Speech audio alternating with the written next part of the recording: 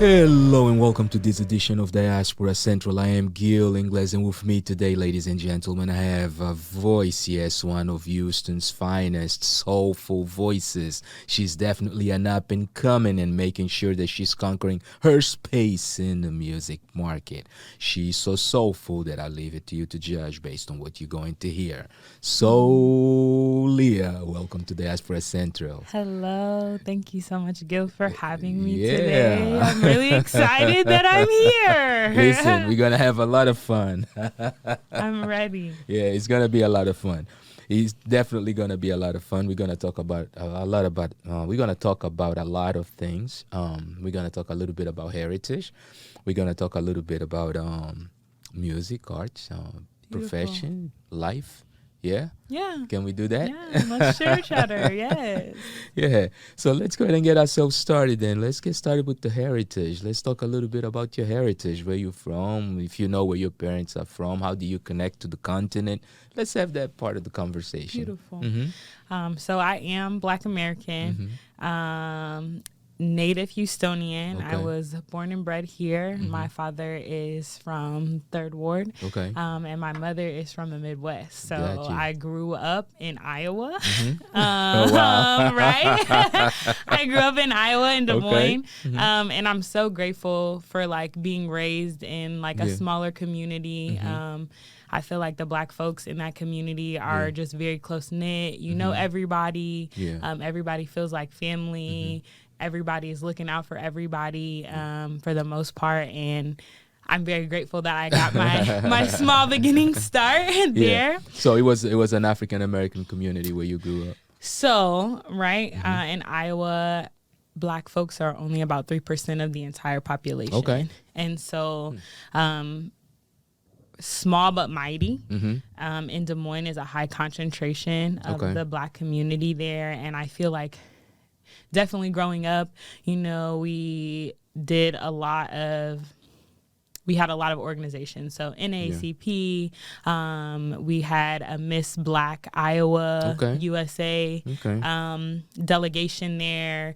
We had AXO and different things like that there. And so I feel like even though we were small, there were a lot of things, a lot of churches, a lot of community spaces and stuff that held us. Very well organized. Yeah, in other for words. sure. Yeah. For sure. Now, for a lot of people that don't know, tell us a little bit about Third Ward in Houston, Texas, right? For people who are not from Texas, what's so special about Third Ward? Man, I'm so grateful that I have roots in Third Ward. Yeah. My father, my paternal side of the family really raised there. Graduating from Yates and different things like that. But Third Ward is one of the eldest Black communities in Houston. Okay. And thinking of like emancipation and Juneteenth and different stuff like that. Right. Formerly known as Dowling, but on Emancipation is one of the final like spots where slaves here in Texas were like told that they were freed years after the actual emancipation was enacted. And you can still see some of the original architecture, the shotgun houses, some of the brick streets that slaves enslaved people, enslaved people, not slaves, built. A lot of cultural landmarks still exist in Third Ward. A lot of gentrification is happening now. And we are doing our best to preserve the things that are ours. But it definitely is difficult. It's tough. It's difficult. It's tough. Yeah. But I will say that there are so many like beautiful community grassroots initiatives that are happening currently in the city that are doing that preservation work, like the El Dorado Ballroom, Project Row House. There are my aunt and my uncle have a Methodist church. Oh, okay. You can mention the name of the church and their name if you want to. Trinity Methodist Church. Okay. It is right by Project Row House. And so there are institutions and different things that are existing and thriving. And I'm just very, very grateful to still have like a space and a place to be There you go. In the community. Yeah. Sure. So you did elementary school. You were born here, then you ended up going to Des Moines. So you did elementary school in. So I did most of my schooling, like elementary, middle Iowa? School, high school, all of it in Iowa. Yeah. Do you remember the name of the school where you went for elementary and middle school? I went to a couple of places. Mm-hmm. I went to our like downtown school in Iowa, which my mother was working at like a community bank. Yeah. And we had like sky bridges to tunnels. Okay. And so she would go to work and walk us to school in like this office building essentially. Okay. And that is all of like some of my vivid memories in elementary was at the downtown school for middle school.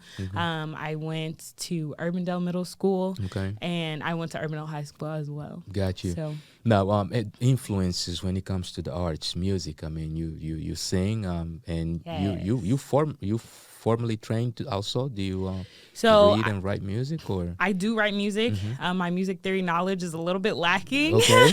I'm definitely trying to like retrain myself. I've been singing my entire life in church. I grew up in a Baptist church in Des Moines Union Baptist Church and in a whole bunch of like community choirs that we practice at our AME church there. And so I've been singing for a very, very long time. And in school, I did the chorus route for a little bit. And so that's like my music theory knowledge. And I played the flute for a little bit. So you can at least look at notes and figure out what is what. I can figure out what is what. I can cheat. Yeah, you can write the notes and it's then figure it out. We can finesse for sure. Yeah. But I wish, right? Growing up in Iowa is very different. A lot of times I was the only like Black person or like person of color generally, right? Like no Spanish people, no like Southern Asian people or Asian people, like really like the only person of color in these spaces. And you always are like battling like tokenism and like worthiness and different stuff in these spaces and it wasn't necessarily cool to be in chorus. It wasn't cool to be in band and so those are things that like I got out of like as I was growing, but I really wish that you would have stayed. I would have stayed in it because I wouldn't have to be doing all this like catch-up work a little bit. But around that time, the cool factor a lot of times is more important. Yeah, the social aspect. Yeah, because our minds sometimes they ask for what we need, right, to stay positive and to stay sane and healthy. In other words. Yeah. So then the biggest influence in you really when it comes to singing is the church. It's church. Yeah. Mom and dad, either one of them sing? Yes, they actually both do. Okay. I'm a PK and so my my dad he has a church here in Third Ward in Houston. What denomination? It is non-denominational now, but when my grandfather was the pastor there, it was Baptist. Oh, okay. So your father is second generation. Yes. Oh, wow. Yes. And the church has been on Alabama Street in Third Ward my entire life. Wow. And so, again, really strong roots here in Houston and in Third Ward. And it's a blessing for sure. And so my father sings. Yeah. I feel like he is a very great singer. Okay. Actually. And he always like does this thing. When you gonna put me on a track? When you gonna put me on a track? Yeah. So you might hear him. Pops wants to be on the track. He does. He really does. Yeah, turn me up in the headphones. Hello? So coming soon, y'all might see a project with him on there you go. Hey, look, I tell you what, those are priceless moments though, right? Literally. The priceless moments and definitely to be appreciated. So what about mom? She is a choral singer. She doesn't do the like by herself thing, but she was very like growing up before I started singing in choir. She definitely was a choir member, like taking us to practice with her, like sitting there, right? I didn't appreciate it then, but sitting there for hours and hours, like just listening to them go over music for service, and like really spending a lot of time at church just because she was a minister. She was in the choir. She was always serving. And I'm grateful that like I watched her do those things. But we used to just spend so much time. Got you. So much time. Yeah. Big family? A lot of siblings? So I have 2 siblings. Okay. And then I have some bonus siblings, like 3 bonus siblings as well. And break down for those of us that don't know, what are the bonus siblings? My bonus siblings are my step brothers and sisters. Okay. And you know, we were raised like family is family. Gotcha. We don't do all that half stepping and all of that. You're still brothers. We're still brothers and sisters. Right. And so that's the African way actually of doing things. Period. Right? Yeah, because in the continent, as a matter of fact, in the continent, even the children of, let's say, your father's brother and your mother's siblings, their children will also be considered to those be are my brothers your and brothers sisters. and sisters. Yes. Right? Yes. Yeah, you don't get into cousins until you really get very distant. Distantly. Yeah. Yeah. And so I feel like growing up, it was me and my siblings for the most part, but we were raised with our cousins as our brothers and sisters. So all of my aunties and their children, our family, all of even my grandmother's siblings, we were raised with them as well. Gotcha. So So at what point did Soulliaa decide that, you know what, I'm going to pursue this music thing and really do something? So I feel like artistry in the form that it's taken on now was really birthed like during COVID. Okay. So I grew up singing, right, in church, all these different things. But again, like always battling like worthiness and like double-minded, like, am I really good enough to do this? Like, will people really listen to me? I did that for a very long time. And so like after high school, I went to college. I went to university here in Houston at U of H. And I like sought after some graduate degrees as well. And so what was your major in college? Psychology and minor in Africana Studies. Okay.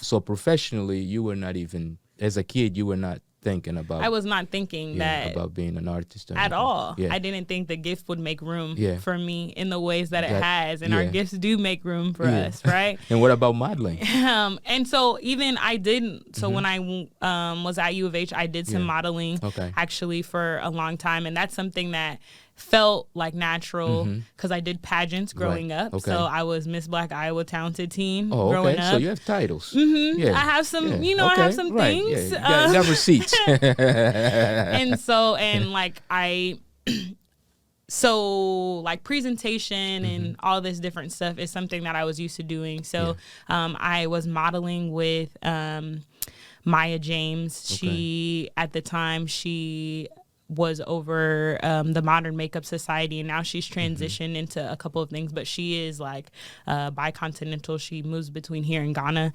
And so being under her and just seeing how she has been able to connect the U.S. continent and Africa has been really beautiful to watch. I feel like I've been under so many people that are like cross-continental, and seeing like how this merger of like Black American and like just the diaspora can like really happen in our gifts and like in our passions. And so I modeled a little bit for her, and she was always super encouraging me to like keep going, and she heard me sing, and she was like one of the first people that encouraged me to do this. I was like, no, I don't know about that. And then so move on some years later, I was completing my last like set of graduate degrees that I have, and I moved to New Orleans, and so I was living in New Orleans. Where you do your graduate studies on? So my first set was in like secondary education, and then these last 2 were in social work and disaster resilience leadership. Oh wow! So really focusing on you like conflict resolution, education. You're a scholar. Yes, I am a scholar. You are a scholar. I'm a scholar. I'm a scholar. That is like my heart for real. Yeah. I feel like knowledge is so powerful, and I think the higher ed institutions that we have need like some dismantling, need some. Indeed, yeah. What do they call that? They really need to be torn down and rebuilt, honestly. Yeah. Yeah. There's a technical term, I just can't remember right now what it is, but yeah, go. It will come to me. We'll definitely we can pick that back up for sure. See, I always have an excuse. English is a second language for me, so ESL. Period. Even it's. Formal English is a second language for me too, right? Indeed. But I did social work and disaster resilience leadership, and like really focusing on like how to mitigate like systemic racism in this country was like my area of focus, and the way that as Black people, as people of color, we have sustained so much harm socially, emotionally, mentally from the systems and stuff that we're under, and like how do we be like our most well self? How do we stop battling like the cognitive dissonance and gymnastics that we do, stepping into boardrooms, stepping into classrooms, stepping into all of these different industries so that we can be the most successful. Like, because we have a we've built the things around us. We should be in these spaces. So like, how do we cultivate like our mental and emotional wellness to like make us be as successful as possible? Yeah, that's part of the healing process, right? It's part of the healing process, and it takes a lot to do that. But let's go into a break, because we know that you have great music, and you have music videos also, right? Yes. All right, so can you show us one of the music videos? Let's go ahead and introduce it to us. Okay. So this was one of the first songs that I ever recorded with a phenomenal rapper based here in Houston. He's from St. Louis. His name is AJ McQueen, and the song is called "Be Black for Me." And here it is. All right, so let's go into "Be Black for Me" by Soulliaa Rae. All I need you to do is be black for me. Yeah. When the rain start falling and these haters keep calling, be black for me. Yeah. When the vibes ain't right and I'm feeling uptight, be black for me. Yeah. When the job keeps stressing, I forgot about my blessings. Yeah. Be real black for me. Yeah. Be black for me. Yeah. When my soul needs food and it's messing up my mood, be black for me. Yeah. When they ain't good for my health and I don't wanna ask for help, be black for me. Yeah. When they don't know the half and I need a good laugh, yeah. And we are back. If you've just joined us, you are now tuned into the Diaspora Central Spotlight, and our guest today is Soulliaa Rae. Yes, one of the soulful voices, and we just finished watching Be Black for Me. Yeah, Be Black for Me, one of your videos. So let's talk a little bit about that collaboration. What was the conception of the song, and what exactly triggered it? So, I love AJ so much. He's a phenomenal human being. He does a lot of work in the community. He has this nonprofit called Writer's Block, and that's really the first point of engagement that we had. And he was, this was after the murder of George Floyd. I feel like a call like for our artistry, mine, his, other folks' artistry to like reflect the turmoil that has been happening, right? It's not new, but that was really because we were inside from COVID and like really able to watch with nothing else like clouding our minds or anything like that. I think our artistry was informed by that. And so this song was written out of that place, and his verses really capitalize on like the way like I feel like Black men feel in this world, like how unprotected they feel, how there's not many outlets for them to talk about like their mental and emotional state and their social state that they're in, especially when all of this like stuff is happening around and Black women as well. And so this song sampled an older song, and I was able to sing the hook and have a little like ad lib at the end, and I was very, very excited to just be a part of this project because, again, like trying to cultivate a narrative of like how to make our experience as Black folks while we're still here on this earth, like how to make our experience a more well one, a more whole one is super, super important. And so that's where that song was birthed out of.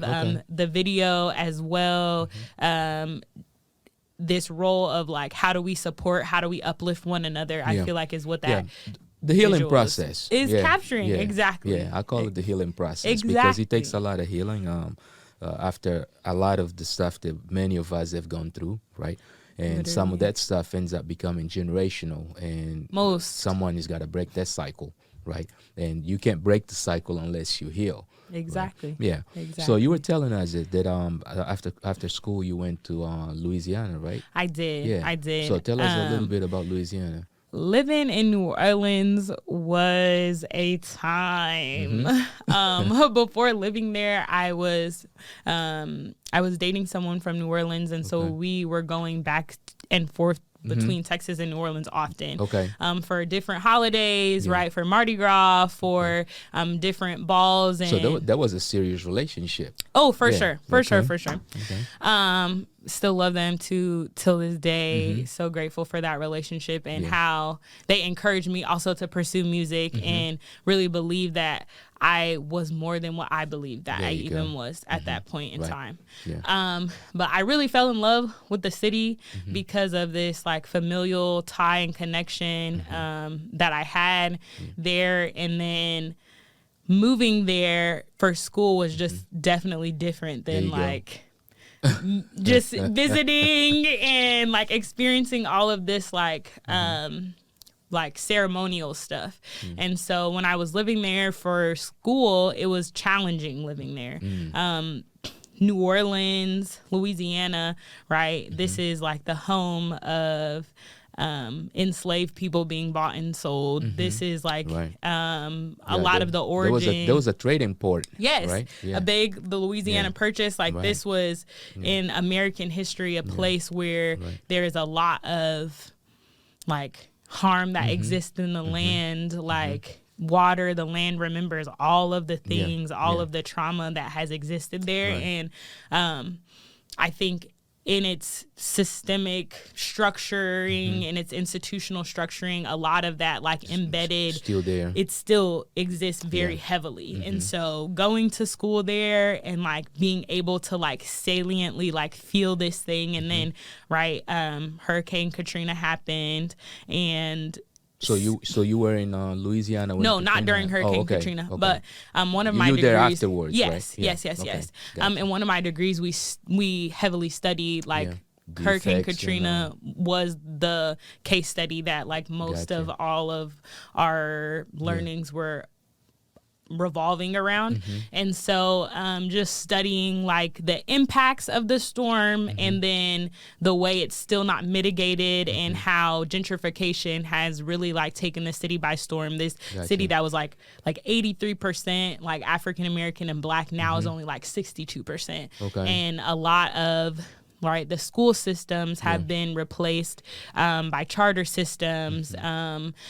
So communities are no longer together, and New Orleans is really sectioned by like different wards or like different neighborhoods, like Ninth Ward, and like the wards just don't look the same anymore.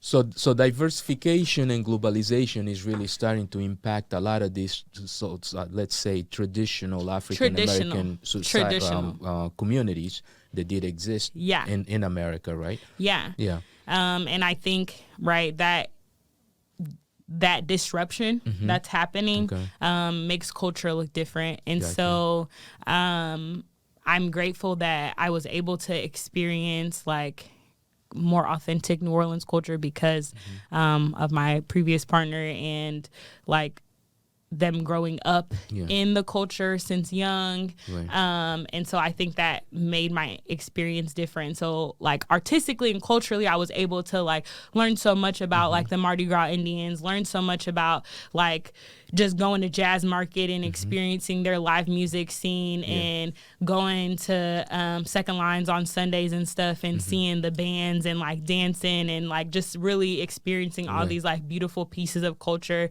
I'm very, very grateful for those experiences and the way like it pushed me to pursue this passion. Got you. To pursue the healing that takes place when we're creating. Like all of these things are birthed out of like experiencing so much sorrow. Like how do I find the joy? Like how do I create the joy? And in my sorrow, I started writing music. I started like artistry to like refine my joy and to like find this restoration piece. And I feel like New Orleans like was a perfect place to teach me how to do that. Gotcha. So basically, it really became pretty much music for you. Became pretty much that place of that refuge, right, or that cocoon where you would actually, I guess, heal yourself, replenish your energy so that you're able to confront whatever you're dealing with socially and I guess sometimes even economically. But for sure. Yeah. So which is kind of interesting because a lot of scholars such as yourself, right? And they normally just scholars and they stay on that side, right? If they're artistic, let's say they're musicians, they just straight up very highly educated musicians and all they do is music. And if they social scholars like you are, then that's basically what they do. Very few, some of them may dabble with poetry here and there, but more from that aficionado aspect or from the perspective of appreciating it and not really being a writer. You are actually a different breed though. You did home have any influence in that? Anyone? Anything?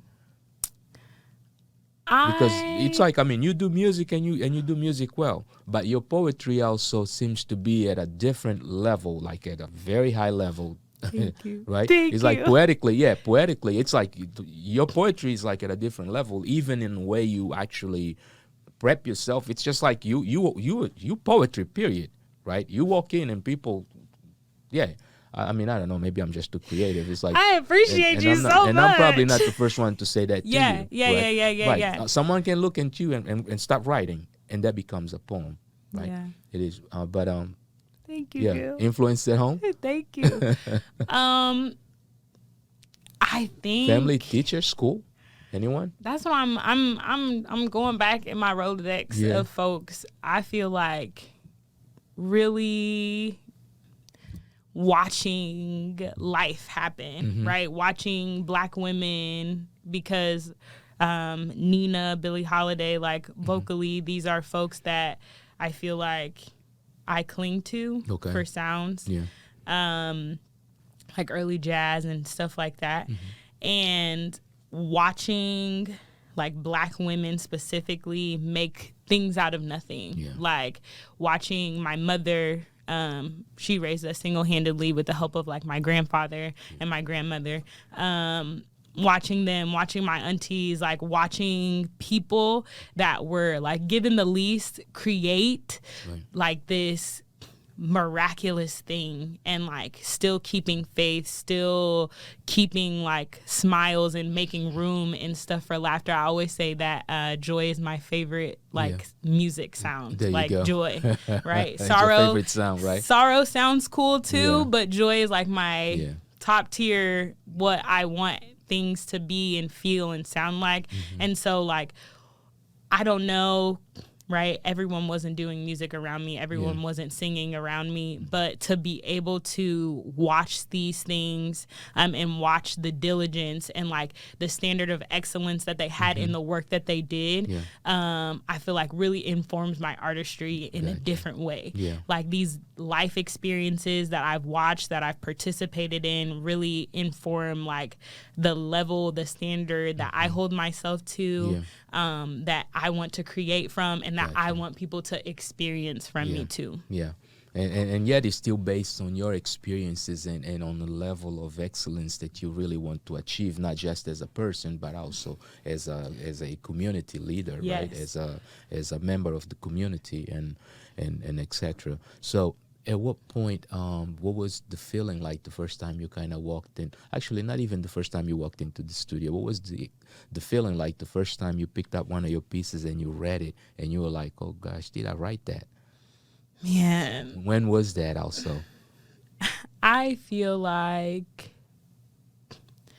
right, songwriting is storytelling, is oratory, is all of these other art forms. When I was younger, I wrote, like when I was young, I was probably like in elementary. Okay. I wrote this story of like feeling like ugly, right? In appearance and like spirit and like just feeling not like I belonged or anything like that. And like rediscovering that my grandmother saves everything, as we all do. Okay. The artifacts are necessary. Right. And like a few years ago, cleaning out her home and different stuff, like she came across all of these different things. And so when I reread that and then I compared it to some of the songs that I haven't released but I've written for myself as like catharsis, like the resemblance in these things in the way now that melody has shaped, like in different forms from like this really static story form to this more dynamic music form. I was just in awe, like this has always existed. There is nothing necessarily new. These things are innate. And so if that is the case, and this has been a consistent journey that I've been on for this amount of time, like why not like pursue it now? Why not like attempt to share it? Because the things that we create are not for ourselves. Indeed. It's for other folks to engage with. It's for us to share. Exactly. We just a portal of energy. That's all we are. We're That's just a portal of vessels. energy. We're just trying to get it out. That's and it. so I'm excited that I'm in this place of sharing because for so long. And you'll be doing it very well because trust you and me, creatively, you're definitely creating an impact in the community, especially here in Houston. I mean, it's a different vein, a different feeling, real good feeling. And when I say different, I mean different good, not the regular. It's okay to have the rah-rah, but not every day. Every so often, we need something that can also feed our souls, right? And actually make us roll. Can we take another one of your videos? So, I don't have any more official music videos yet. I tell you, I have something of you that I think that would be good. Okay. You know what? Actually, I think one of your live performances. Yes. We can go into that. Yes. Let's go ahead and go into that, so that way the audience can actually see what you sound like live with a live band also. All right. So let's go into Soulliaa on a live performance. We'll be right back. I wish it was easy to trust you. I gave you all of my time, my shine, my pine. Oh my, where was my mind? Tell me it's not too late to press rewind. Now I've been crying for way too long, my dear. Time to trade in these tears for cheers. Toast to me. Toast to me. Toast to me. Toast to me. Toast to me. And we are back. If you have just joined us, you're now tuned into the Diaspora Central Spotlight, and my guest today is Soulliaa. Soulliaa. Hey. We're having a lot of fun, a lot of good stuff. Oh man, live performances. Yeah, you like a pro on that stage. Huh? Thank you so much. God is faithful. Yeah. You owning your space. Yeah. taking ownership of what is yours. What is yours? Yeah, your talent, and making sure that you present it also the way you want, the way that it portrays you to the fullest. Yeah. How difficult was that? How challenging has it been? Because, I mean, it's a process, so it takes a lot of going through, right? And then it's an industry also where a lot of people sometimes try to push you or pull you in different directions, Yes. right? And so how easy has it been to navigate it? Challenging. Yeah. Right? This is unlike any feat I've ever tried to like conquer.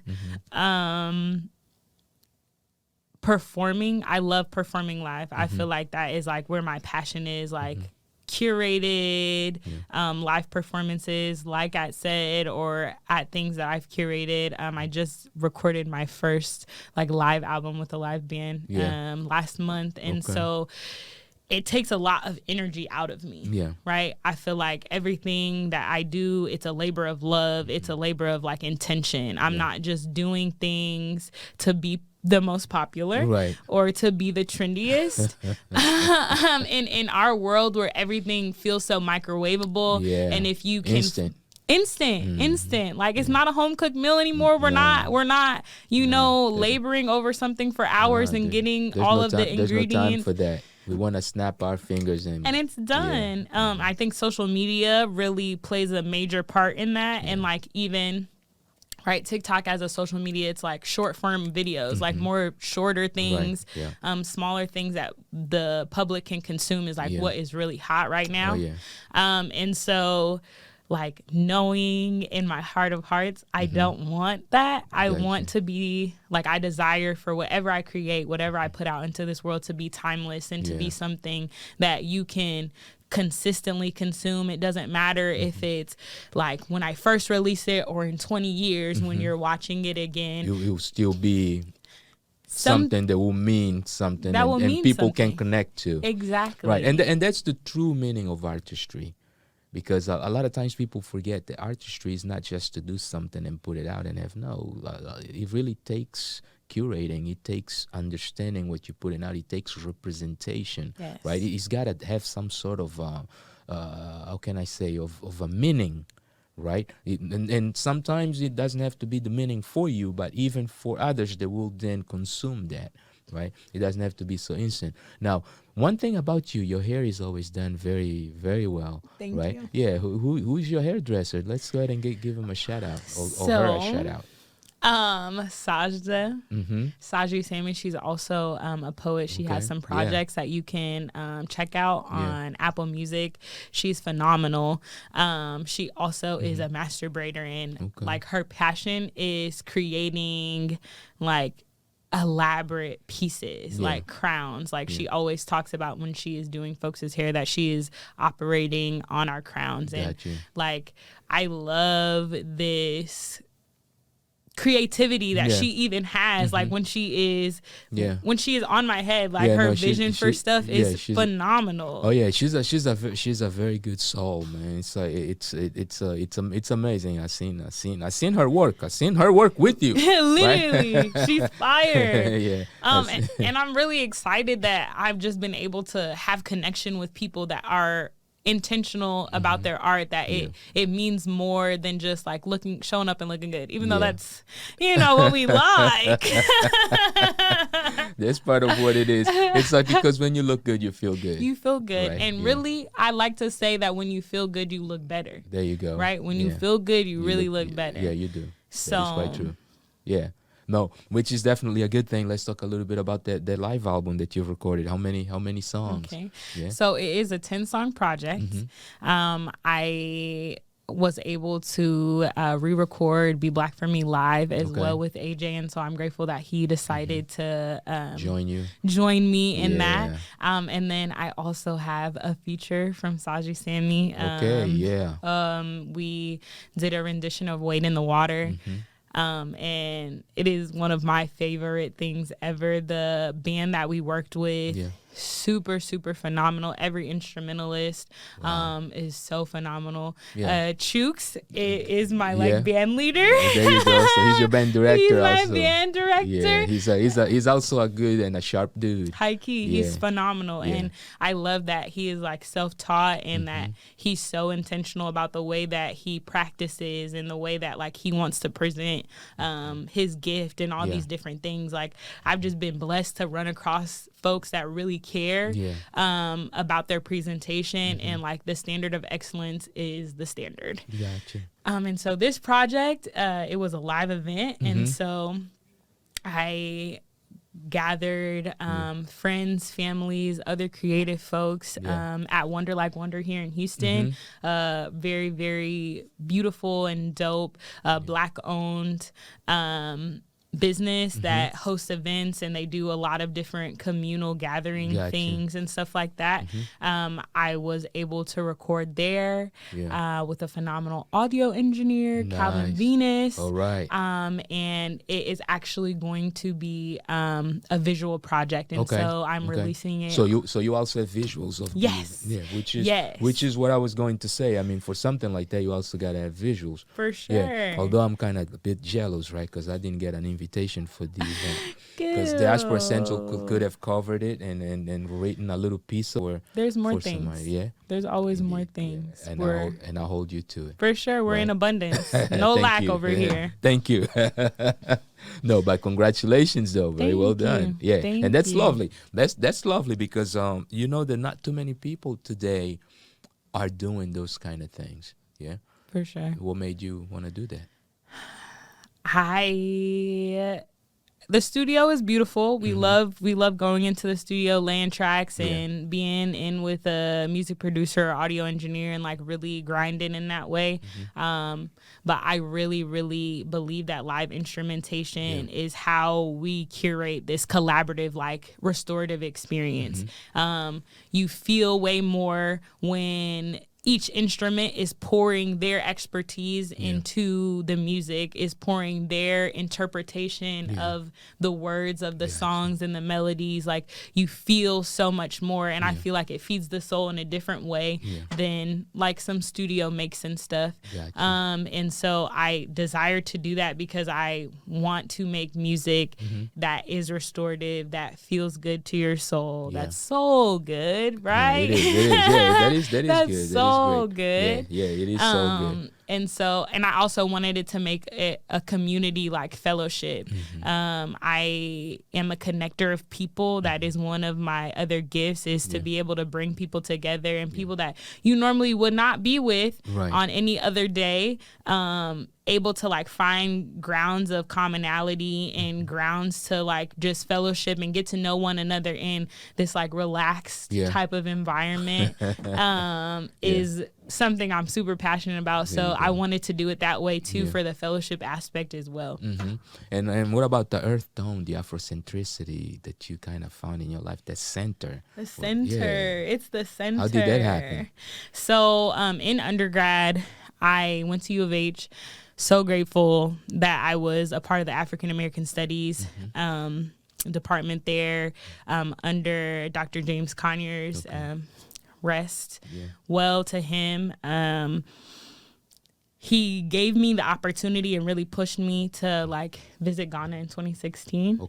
And so like being there and just being able to place pieces of study that I had been learning, and like reestablishing who I was, right? Coming from this environment where I was the only person of the diaspora in many spaces. And even though we had a very strong community that raised me, still not feeling like I belonged anywhere, because you're spending most of your time in spaces where you are probably the only one, the othered, like very othering.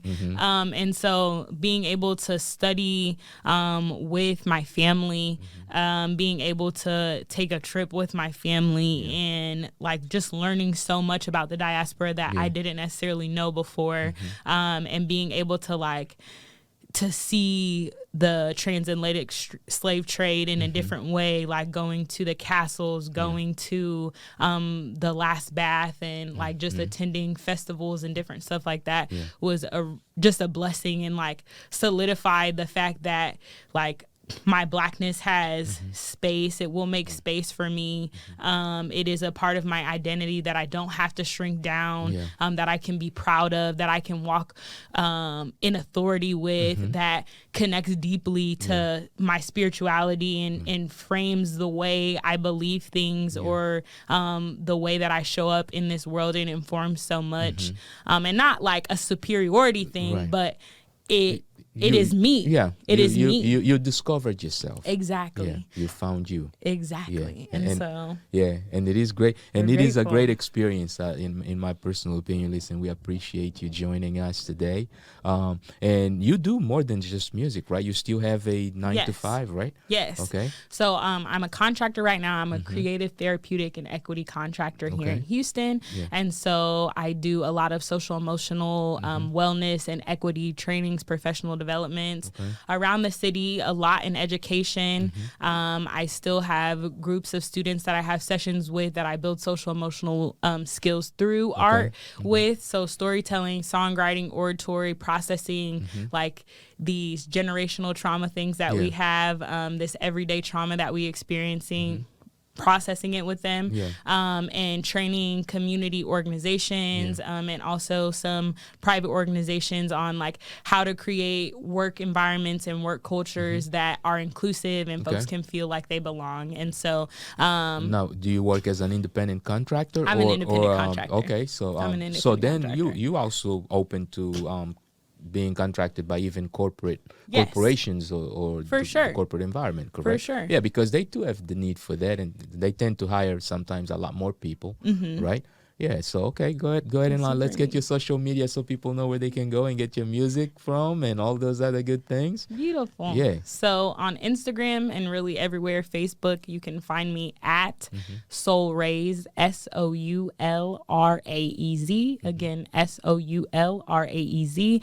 And then if you want to book any of my services or find out more or connect with me, my website is soulrace.com. So again, SOULRAEZ.com. And YouTube, you can find me everywhere at Soulliaa Rae on YouTube. All right. Soulliaa, we appreciate you stopping by Diaspora Central to do this spotlight interview. You know what? It was so good. I kind of want to continue for several hours, but I know that you have to go. There's more to come. Yeah, we can interview another time. Indeed, yeah. And remember, this is home for you, right? Don't be a stranger. Anytime you're doing anything, you feel like we can add any value to it by either helping you publicize it or do anything, don't hesitate to contact us, all right? And for those of you that joined us, remember, sometimes you got to follow your passion, because after all, if you don't do it, nobody else will. Nobody else will. And find yourself in that space, because there's no greater value to this world than you to yourself. Until next time, peace.